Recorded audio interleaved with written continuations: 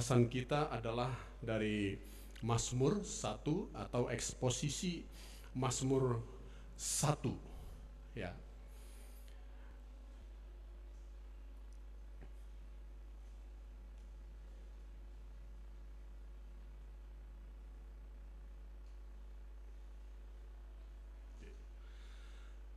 Di dalam perikop atau judul perikop dari Mazmur 1 ini diberikan tema, yaitu jalan orang benar dan jalan orang fasik.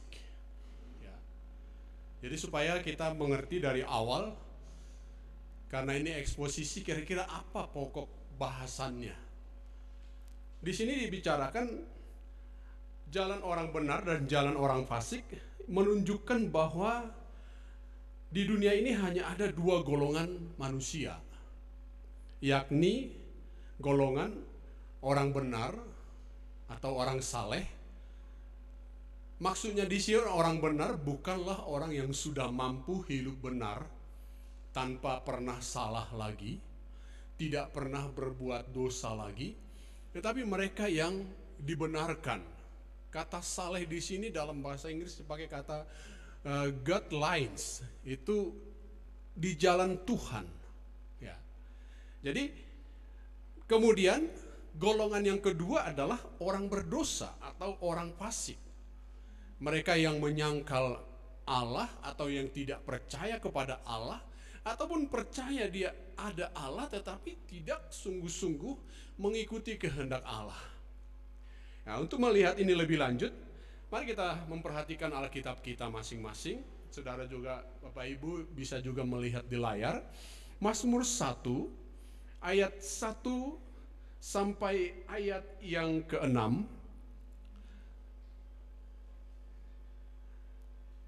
Demikian firman Tuhan. Berbahagialah orang yang tidak berjalan menurut nasihat orang fasik, yang tidak berdiri di jalan orang berdosa, dan yang tidak duduk dalam kumpulan pencemooh. Tetapi yang kesukaannya ialah Taurat Tuhan, dan yang merenungkan Taurat itu siang dan malam. Ia seperti pohon yang ditanam di tepi aliran air, yang menghasilkan buahnya pada musimnya, dan yang tidak layu daunnya, apa saja yang diperbuatnya berhasil. Itu golongan yang pertama. Lalu kita lihat segmen yang kedua. Bukan demikian orang fasik. Mereka seperti sekam yang ditiupkan angin. Sebab itu orang fasik tidak akan tahan dalam penghakiman, begitu pula orang berdosa dalam perkumpulan orang benar. Lalu kita lihat bagaimana nasib dua-duanya di ayat yang ke-6. Sebab Tuhan mengenal jalan orang benar, tetapi jalan orang fasik menuju maut. Apa yang mau kita saksikan di sini antara orang benar dan orang fasik ini? Di sini ditunjukkan ada perbandingan. Perbandingannya. Tadi orang benar itu dia tidak mau berjalan menurut nasihat orang fasik, tidak mau berdiri jalan orang berdosa, tidak mau berkumpul dalam kumpulan pencemooh. Ada perbandingan, sekaligus di dalam perbandingan ini juga ada perbedaan. Jadi kadang-kadang bisa juga sesuatu dibandingkan, tapi setelah dibandingkan nggak ada perbandingan. Ternyata sama saja. Di sini ada perbedaan. Tapi rupanya perbedaan saja tidak cukup. Di sini ada pemisahan. Jadi keduanya tidak bisa berjalan berdampingan. Kedua golongan ini. Sekaligus juga sedang dikatakan di sini tidak mungkin juga ada orang yang ada dalam dua kategori ini, dua jenis ini. Jadi kalau itu ada berarti orang itu kacau.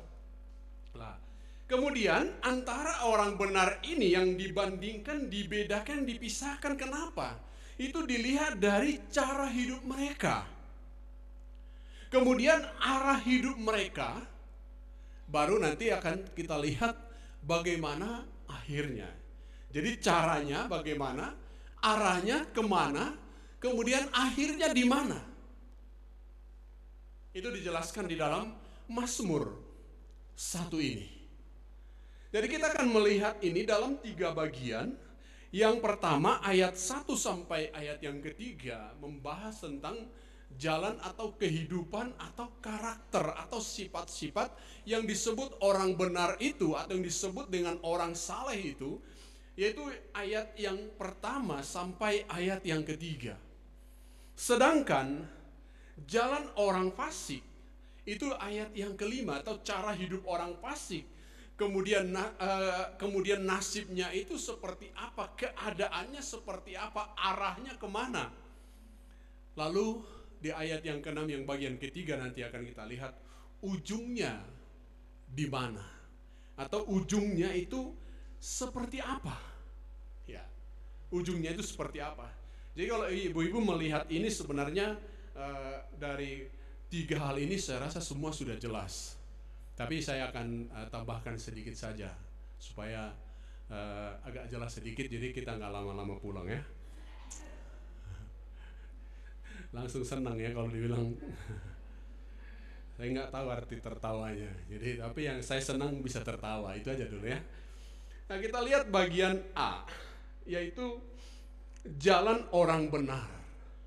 Ya. Jalan orang benar itu digambarkan, kalau kita bisa simpulkan, dia katakan menjauhi hal-hal yang bersifat duniawi, menghindari hal-hal yang bersifat duniawi. Kalau dikatakan berbahagialah orang yang, dikatakan ayat yang pertama, berbahagialah orang yang tidak berjalan menurut nasihat orang fasik. Jadi nasihat di sini adalah ajaran. Sekarang ini banyak orang mendapatkan ajaran tidak jelas sumbernya dan belum tentu benar.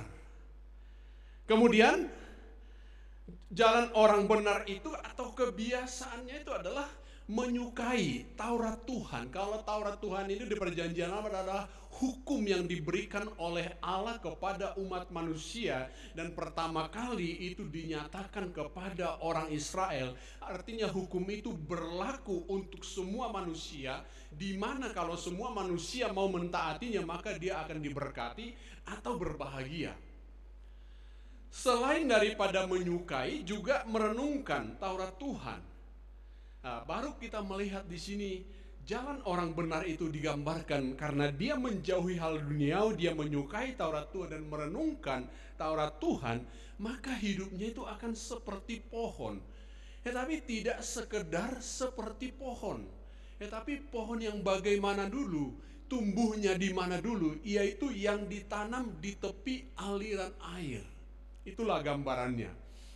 Nah, kita akan lihat hal ini satu persatu. A1 menjauhi hal duniawi, yaitu menjauhi jalan hidup orang fasik. Dan dia tidak mau berkumpul dengan orang-orang yang tidak membawa cara hidup, baik itu perkataan, pikiran, dan perbuatan yang tidak benar, yang tidak sopan, yang tidak senonoh. Menjauhi cara hidup orang berdosa. Kalau biasa orang menipu, dianggap itu hal yang biasa, tipu-tipu kecil.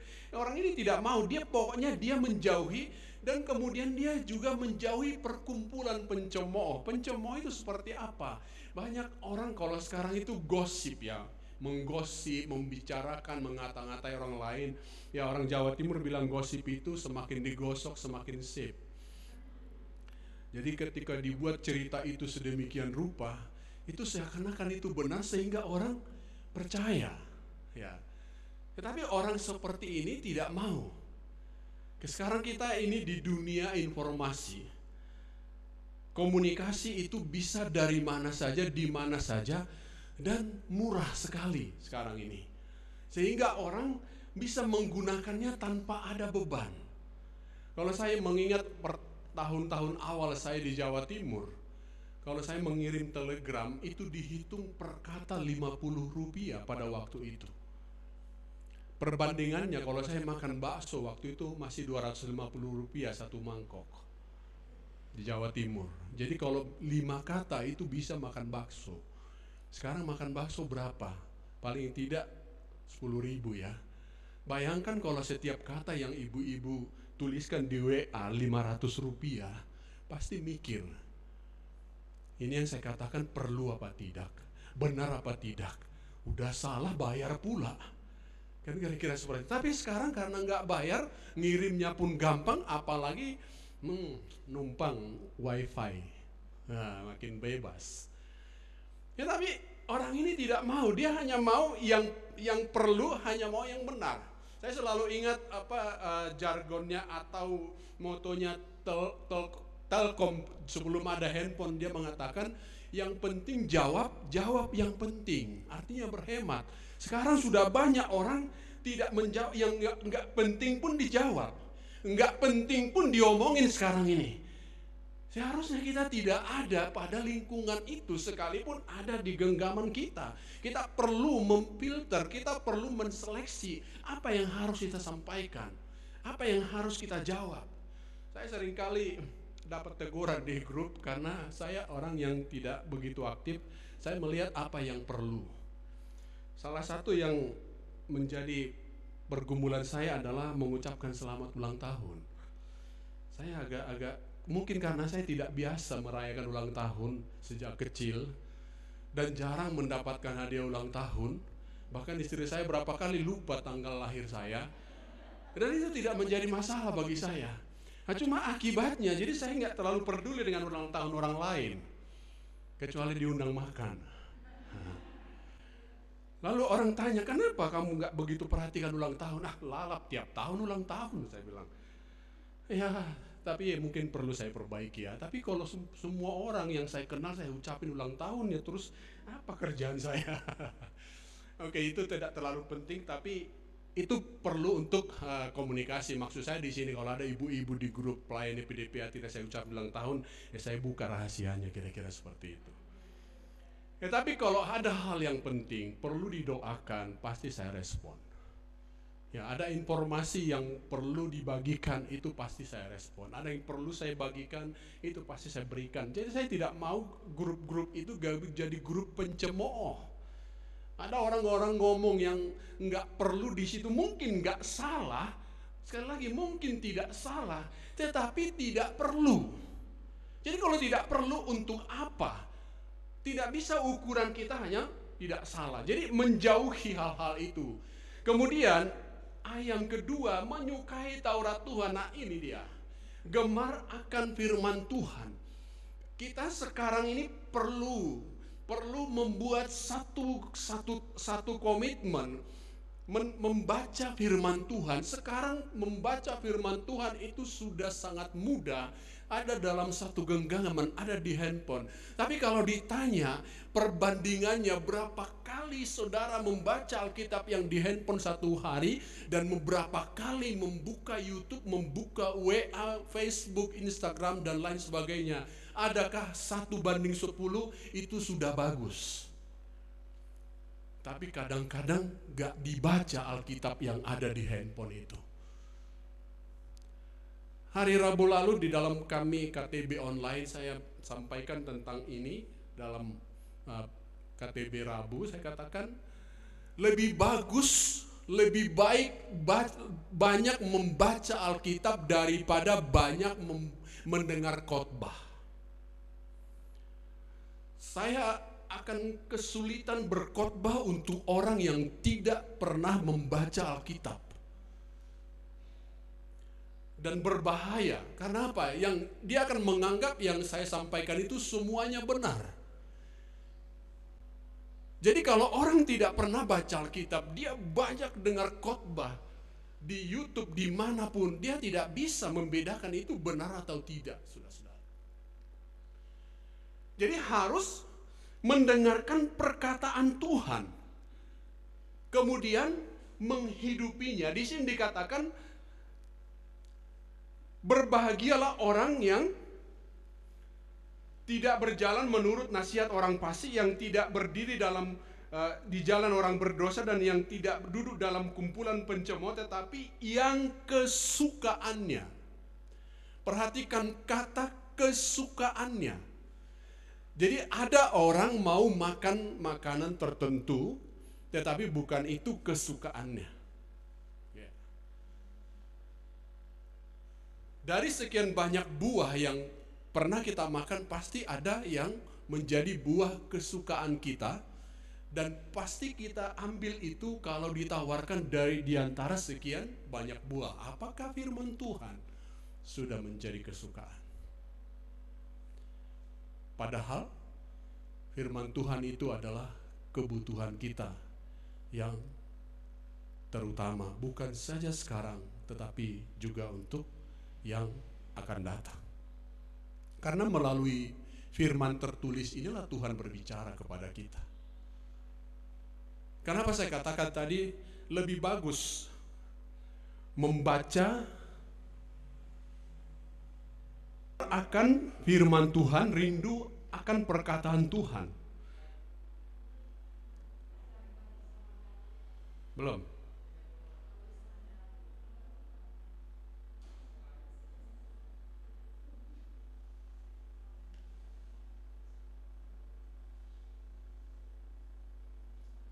Ini udah?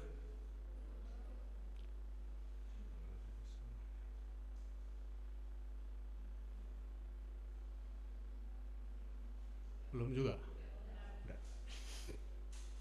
Gemar akan firman Tuhan, rindu mendengarkan perkataan Tuhan dan menghidupinya. Jadi kalau tidak bisa menyukai saja, nggak mungkin ada kerinduan untuk mendengar, dan tidak mungkin juga menghidupi firman Tuhan.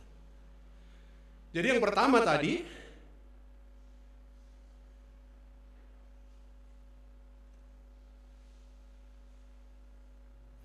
menjauhi hal duniawi. Yang kedua adalah menyukai Taurat Tuhan. Dan yang ketiga, merenungkan Taurat ini. Kalau dalam bahasa Inggris dikatakan meditation. Mungkin ada gambaran yang sederhana, karena saya orang di desa pernah mengangon kerbau. Ada yang disebut dengan memamah biak.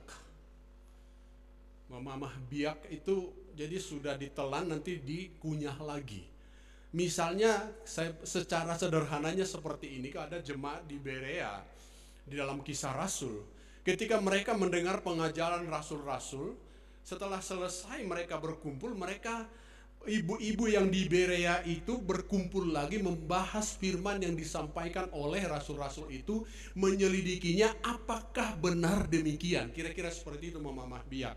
Atau saya katakan lebih sederhana lagi, memamah biak itu misalnya ibu-ibu nanti pulang dari tempat ini, di rumah dipikirkan lagi apa kira-kira pesan dari nyanyian di waktu ibadah tadi di persekutuan Lydia, atau ketika pulang dari gereja, apa tadi pesan firman Tuhan di dalam ibadah di gereja, di persekutuan. Seperti itulah memamah biak. Jadi bukan dimakan udah gitu lupa begitu saja. Ya biasanya kita kan kalau sudah makan, sudah kenyang kan udah selesai, tinggal makanan berikutnya. Jadi meditasi ini sesudah didengar, sesudah dilakukan, diingat lagi, dievaluasi lagi. Kemudian melalui merenungkan firman Tuhan ini bisa mengendalikan perkataan. Firman itu yang akan mengendalikan tutur kata kita, dan firman itu juga yang akhirnya menuntun kita dalam perbuatan-perbuatan kita. Jadi berapa lama itu? Dan di sini dikatakan, dan merenungkan firman itu siang dan malam. Bukan berarti siang malam kita membaca Alkitab, tetapi apa yang menjadi pesan Tuhan itu mempengaruhi hidup kita sepanjang hari dan sepanjang malam. Ada satu teman saya dulu di Jakarta, ketika kami melakukan pelayanan ke Sibolga, di dalam satu sesi dia mengatakan, di dalam waktu itu kami masuk di gereja BNKP dan beberapa gereja waktu itu, lalu dia menceritakan bagaimana dia di rumah mesbah keluarga itu mereka berdoa. Kalau doa pagi dan doa malam itu harus lengkap. Jadi kalau malam bagaimana supaya lengkap? Pokoknya harus kumpul dulu semua, baru doa di malam hari. Kalau ada orang ngantuk nanti dibangunkan lagi, karena di Jakarta begitu macet. Lalu ada satu hal yang menarik, walaupun saya tidak menganjurkan dan saya tidak melakukan itu, dia mengatakan seperti ini, kalau mereka persekutuan pagi, mereka tidak tutup dengan amin. Nanti setelah doa malam baru ditutup dengan amin. Lalu saya tanya, tujuannya apa? Jemaat yang waktu itu ikut seminar bertanya, tujuannya apa? Supaya firman Tuhan pagi itu mengawal perjalanan kami, setiap langkah kami di pekerjaan, di pelayanan sampai malam. Lalu saya bilang, kalau saya setiap selesai doa, amin.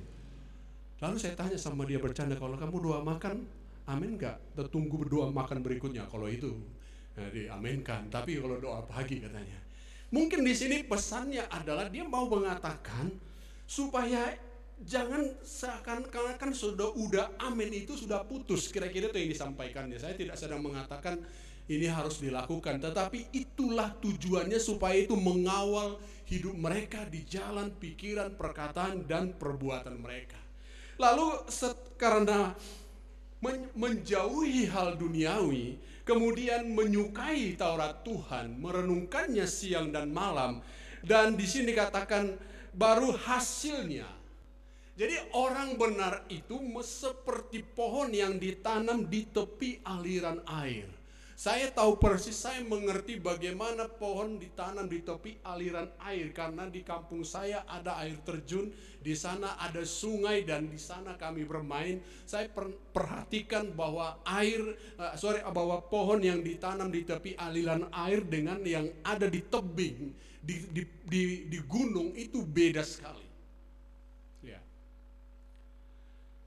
Ia seperti pohon yang ditanam di tepi aliran air.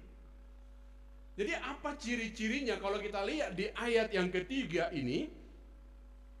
Yang menghasilkan buahnya pada musimnya, dan yang tidak layu daunnya, dan apa saja yang diperbuatnya berhasil. Jadi artinya pohon di tepi aliran air itu bertumbuh dengan sangat baik. Orang yang menyukai firman Allah, yang menjauhi pergaulan yang negatif, dia akan bertumbuh dengan baik. Kerohanian itu bertumbuh dengan baik. Kemudian tidak mengalami kekeringan. Artinya dia bisa menghadapi setiap musim. Di masa-masa pandemi ini ada banyak orang yang terbukti dia tidak tahan uji. Ya. Karena apa? Mungkin pertumbuhannya tidak bertumbuh dengan baik. Yang tadinya bisa rajin tiba-tiba jadi tidak rajin lagi. Kemudian berbuah pada atau setiap musimnya. Jadi adanya pohon berbuah, tetapi kalau dia tidak berbuah setiap musim, itu pasti mengecewakan. Kalau kita lewat dari perapat, ya beli mangga, kok sekarang murah? Ya, musim kali ini semua berbuah. Kok berikutnya kenapa mahal? Iya, sedikit yang berbuah, pasti kecewa. Dan Tuhan pun kecewa kalau kita hanya berbuah waktu Natal.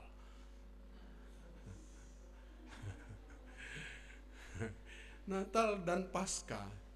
Pendeta Jakub Nahwai almarhum pernah berkata, ada orang Kristen napas datang ke gereja waktu Natal dan Paskah, memberi persembahan lagi, nyanyi pula. Ya. Tapi ini setiap atau pada musimnya. Karena apa? Karena siang dan malam dia menikmati firman Tuhan. Dia merenungkan firman Tuhan dan dia selalu kuat. Dan inilah yang digambarkan oleh Tuhan, yang dijanjikan oleh Tuhan kepada Yosua. Jadi apa yang dikatakan dalam Mazmur 1 ini sudah jauh sebelumnya disampaikan oleh Allah kepada Yosua ketika dia mengambil alih estafet kepemimpinan di 40 tahun terakhir perjalanan orang Israel mau ke Mesir. Yosua ini takut. Karena apa? Musuh terlalu kuat. Sedangkan yang dipimpin adalah bangsa yang terlalu tegar tengkuk pemberontak. Tetapi apa dikatakan di sana? Saya kutip satu ayat dalam Yosua, yaitu ayat 8 dari pasal 1. Janganlah engkau lupa memperkatakan kitab Taurat ini, tetapi renungkanlah itu siang dan malam. Janganlah engkau lupa. Yang lain boleh lupa, tapi janganlah engkau lupa memperkatakan kitab Taurat ini, tetapi renungkanlah itu siang dan malam. Jadi bukan hanya diperkatakan, bukan hanya dibacakan kepada orang Israel, tetapi mereka sama-sama merenungkan itu siang dan malam, mewarnai hidup mereka, supaya engkau bertindak hati-hati sesuai dengan segala yang tertulis di dalamnya. Bukan sesuai dengan tertulis di tempat lain. Supaya kamu bertindak hati-hati sesuai dengan yang tertulis di dalamnya. Jadi firman Tuhan itu menuntun kita, mengingatkan kita, memperbaiki hidup kita, mana yang benar, mana yang tidak benar, mana yang salah, mana yang baik, mana yang tidak baik, mana yang perlu, mana yang tidak perlu. Jadi supaya engkau bertindak hati-hati sesuai dengan apa yang tertulis di dalamnya. Baru hasilnya, sebab dengan demikian perjalananmu akan berhasil dan engkau akan beruntung. Jadi tidak hanya dibaca, tidak hanya direnungkan, tetapi juga firman itu diizinkan menuntun hidupnya. Karena di sini katakan supaya engkau bertindak hati-hati sesuai dengan segala yang tertulis di dalamnya.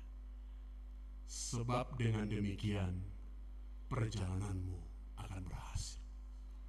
Jadi ini akan berlaku kepada siapa saja.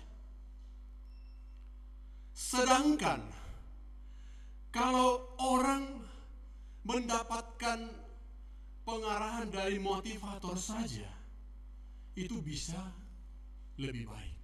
Padahal motivator itu hanya melihat dari satu sisi. Apalagi lah firman Tuhan.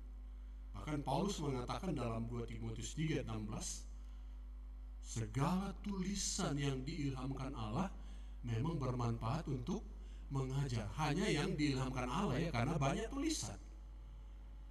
Kemudian menyatakan kesalahan.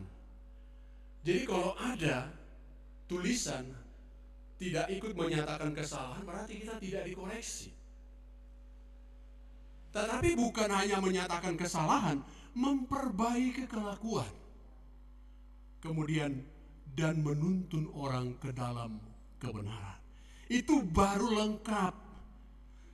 Kita banyak punya teman di sekitar kita, dia mampu menyatakan kesalahan kita. Tapi dia tidak mau memperbaiki kelakuan kita. Kalau salah dia ngomong, tapi kalau benar dia diam. Kalau salah dia ngomong, tapi dia tidak tahu yang benarnya seperti apa, apalagi ikut menuntun kita. Tapi firman Tuhan. Jadi di sini kita lihat orang benar itu akan dikatakan berbahagia, atau dalam bahasa ini dikatakan blessed. Blessed itu bisa berbahagia, bisa diberkati. Kemudian di sini yang terpenting adalah berhasil. Dan apa yang diperbuatnya berhasil. Artinya apa? Yang kita kerjakan itu tidak ada yang sia-sia. Karena apa? Berdasarkan firman Tuhan. Karena apa? Berdasarkan dan di dalam persekutuan dengan Tuhan, seperti dikatakan Paulus. Sebab kamu tahu dalam persekutuanmu dengan Tuhan, jeripayamu tidak sia-sia. Hanya dalam persekutuanmu dengan Tuhan, baru jeripayamu tidak sia-sia. Nah, sekarang kita lihat kebalikannya adalah jalan orang fasik. Kita melihat perbandingannya, perbedaannya, dan juga pemisahannya. Dari apa tadi? Dari cara hidupnya, dari arah hidupnya, dan juga akhirnya dari akhir hidupnya itu bagaimana. Digambarkan di sini, tidak demikian, bukan demikian orang fasik, mereka seperti sekam yang ditiupkan angin. Sebab itu orang fasik tidak akan tahan dalam penghakiman dan juga orang berdosa dalam perkumpulan orang benar. Seperti sekam. Apa itu sekam? Itu adalah kulit padi yang kosong. Itu ringan. Tidak tahan dalam penghakiman digambarkan di sini, kemudian tidak tahan berkumpul dengan orang benar. Kita melihat satu persatu, kalau dikatakan dia seperti sekam berarti dia ringan, dia ditiupkan angin perubahan. Dia tidak punya isi sehingga dia tidak berbobot, gampang diombang-ambingkan. Kemudian seperti sekam ini artinya dia tidak berguna dan hidupnya hampa dan kering. Itulah kebalikannya. Kalau tadi kan seperti pohon yang ditanam di tepi aliran air, daunnya selalu muncul, tidak pernah layu daunnya, dan tidak pernah mengalami musim kering. Tetapi di sini hampa, tidak berguna, dan bisa ditiupkan angin perubahan, gampang goncang. Hanya persoalan sedikit saja sudah mulai menyalahkan orang lain, jangan-jangan juga menyalahkan Tuhan.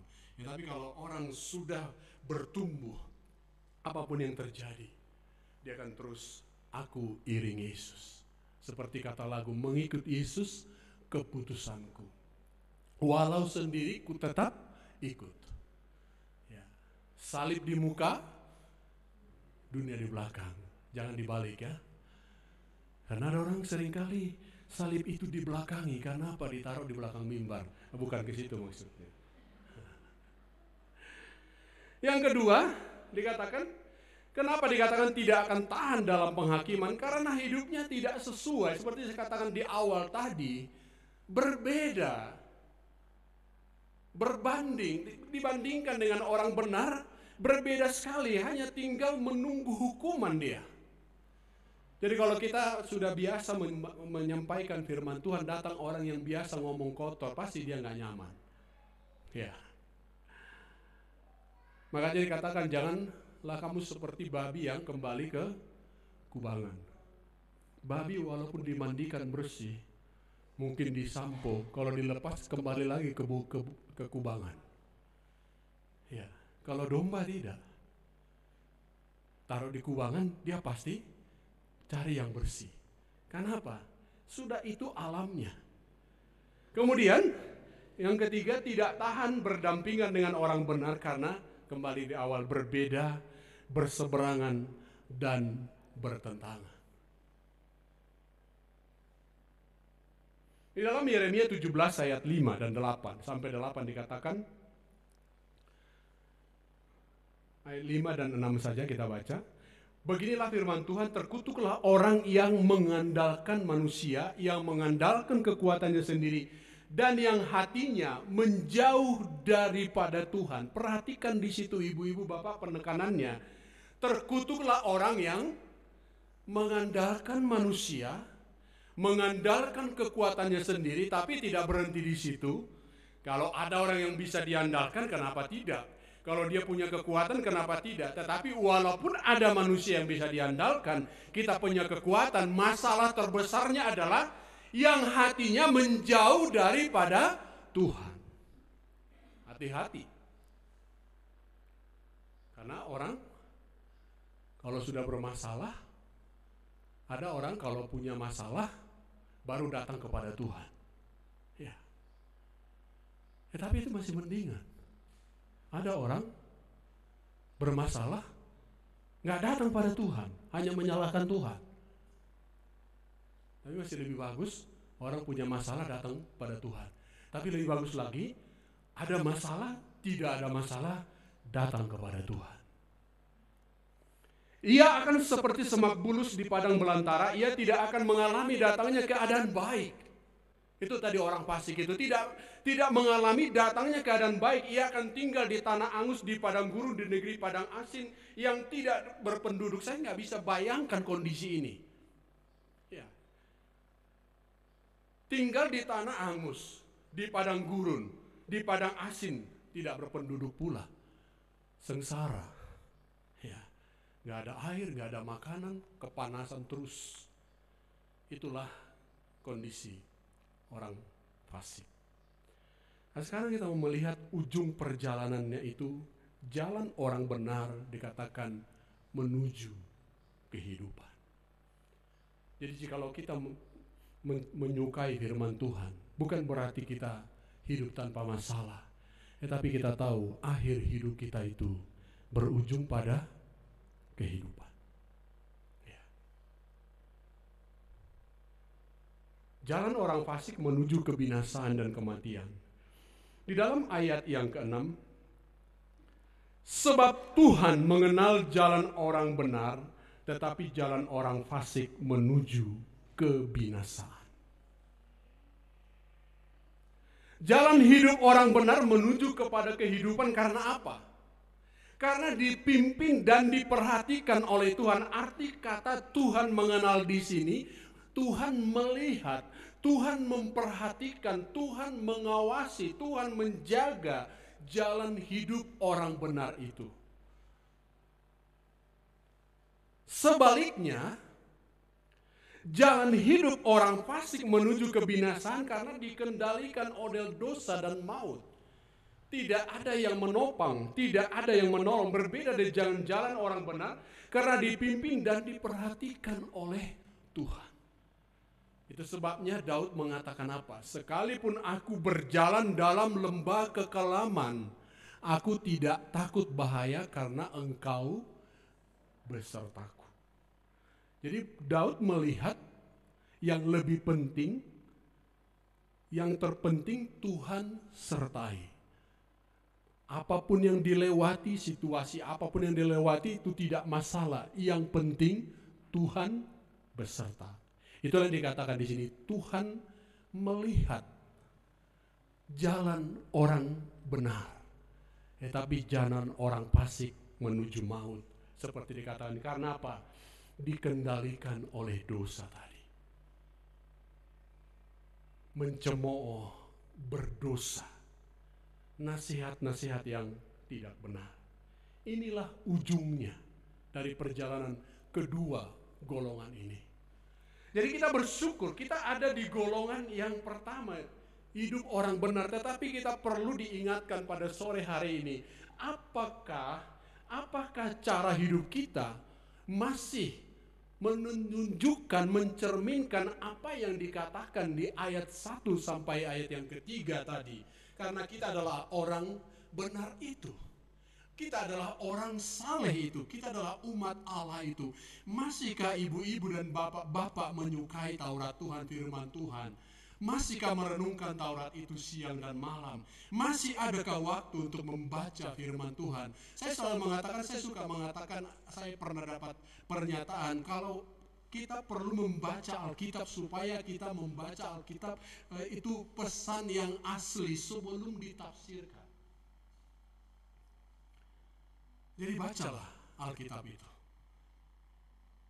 Saya kalau membaca Alkitab kira-kira 8 tahun terakhir itu 2 versi dalam 1 tahun dibaca berdampingan,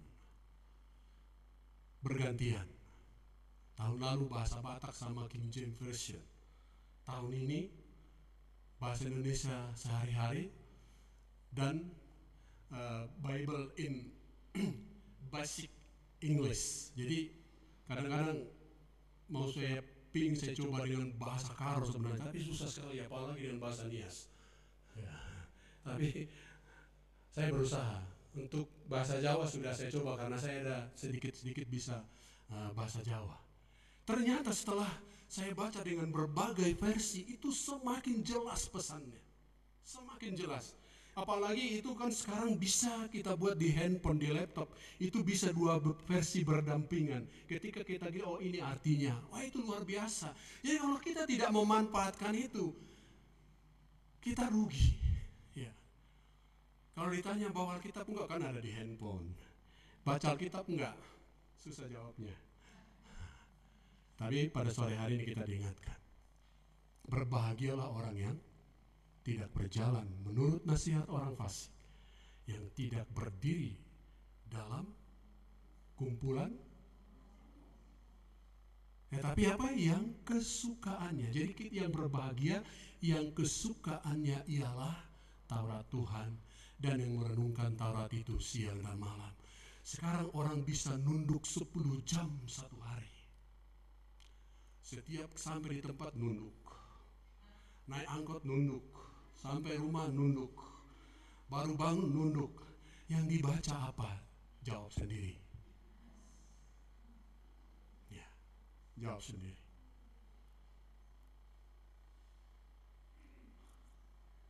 Ini peringatan yang disampaikan oleh Rasul Paulus. Sebab waktu kamu hamba dosa, kamu bebas dari kebenaran. Ini adalah orang fasik. Jadi sebelum kita mengenal Allah, kita sama seperti mereka. Dan buah apakah yang kau petik daripadanya? Semuanya itu menyebabkan kamu merasa malu sekarang karena kesudahan. Semuanya itu ialah kematian. Tetapi sekarang, ini kita. Tetapi sekarang setelah kamu dimerdekakan dari dosa dan setelah kamu menjadi hamba Allah, kamu beroleh buah yang membawa kamu kepada pengudusan, dan sebagai kesudahannya ialah hidup yang kekal. Kita bukan lagi hamba dosa, tapi sudah menjadi hamba Allah. Maka persembahkanlah, Paulus mengatakan persembahkanlah tubuhmu. Artinya seluruh hidup kita serahkan kepada Tuhan. Jadi bagi kita ibu-ibu dan bapak-bapak, jika hanya ada 2 golongan manusia yang ini sesuai atau berdasarkan jalan yang dipilihnya, jalan orang benar atau jalan orang fasik. Jika ingin diberkati, jika ingin berbahagia dan berujung kepada kehidupan, maka pilihlah jalan orang benar, yaitu menyukai firman Tuhan, menghindari dosa, tidak mau berkumpul dengan orang-orang yang suka membicarakan hal-hal yang tidak benar dan juga tidak perlu. Kita masih hidup di dalam dunia, tetapi kita tidak boleh hidup secara duniawi. Jika kita ingin hidup di jalan orang benar, maka jangan dengar nasihat orang fasik dan jauhi kumpulan orang berdosa dan juga pencemooh itu. Berikan waktu lebih baik untuk Tuhan. Sebagai ayat penutup bagi kita, 2 Korintus 6 ayat 13 sampai 15. Di sini Rasul Paulus mengingatkan tidak ada persatuan antara orang berdosa dengan orang benar. Jadi kita tidak berkumpul dengan mereka, apalagi menjadi bagian dari mereka. Dikatakan di sini, janganlah kamu merupakan pasangan yang tidak seimbang dengan orang-orang yang tidak percaya. Sebab persamaan apakah terdapat antara kebenaran dan kedurhakaan, atau bagaimanakah terang dapat bersatu dengan gelap? Kita adalah anak-anak terang, maka jauhi orang-orang yang hidup dalam kegelapan. Persamaan apakah yang terdapat antara Kristus dan Belial? Apa bagian bersama orang-orang percaya dengan orang-orang tidak percaya? Tidak ada bagian bersama kita dengan orang-orang fasik. Jauhi mereka. Kecuali kalau kita mau memenangkan mereka. Tapi jauhi mereka, jangan kita ikut hidup dengan cara hidup mereka. Orang benar dan orang fasik tidak mungkin bersama atau bersatu.